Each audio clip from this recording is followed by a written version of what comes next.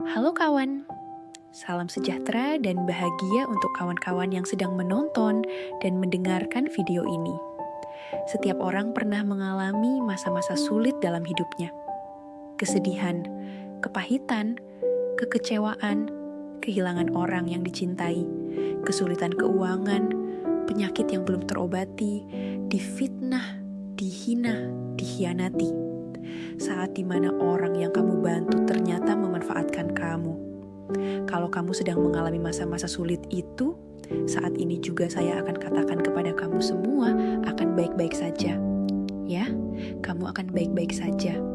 Walaupun mungkin situasi kita berbeda, saya pun pernah mengalami masa-masa sulit itu. Kesedihan itu, kepahitan itu, dan kekecewaan itu, saya tahu rasanya.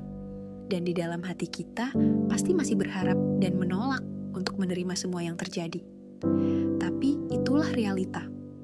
Kadang memang tidak semua terjadi sesuai yang kita harapkan. Akan tetapi, sebenarnya justru semua rasa itulah yang menyadarkan kita. Mungkin kita marah dengan keadaan, marah kepada diri kita sendiri. Kok bisa sih aku sebodoh itu? Kenapa aku membiarkan semua ini bisa terjadi?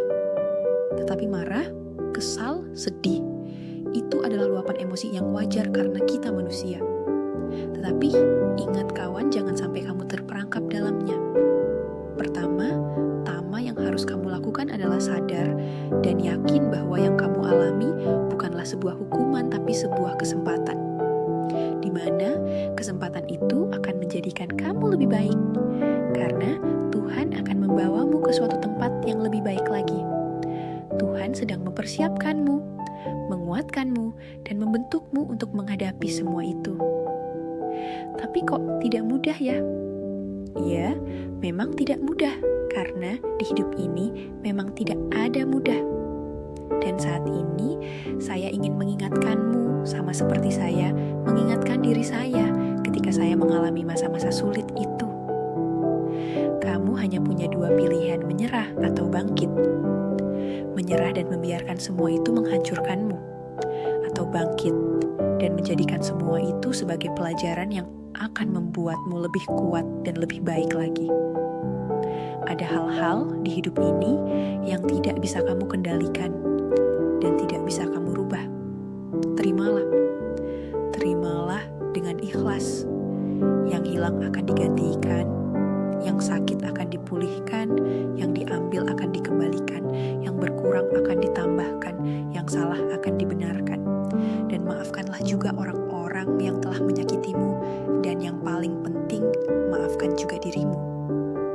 Jadi, jangan biarkan dirimu larut akan kesedihan itu. Jangan biarkan kamu terperangkap di dalamnya. Tetaplah tegar melangkah dengan kesabaran. Tetaplah tersenyum dengan keikhlasan. Tetaplah bersyukur atas semua yang telah terjadi.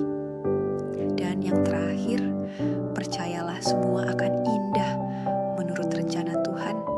Dan saya yakin kamu pasti akan baik-baik saja.